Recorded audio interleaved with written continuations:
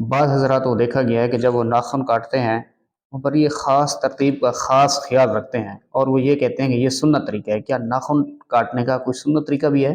ناخن کاٹنے کا کوئی سنت طریقہ ثابت نہیں ہے۔ جی جس طرح آسانی ہو، دائیں ہاتھ سے پہلے کاٹیں یا بائیں ہاتھ کے پہلے ناخن کاٹیں، جائز اور درست ہے۔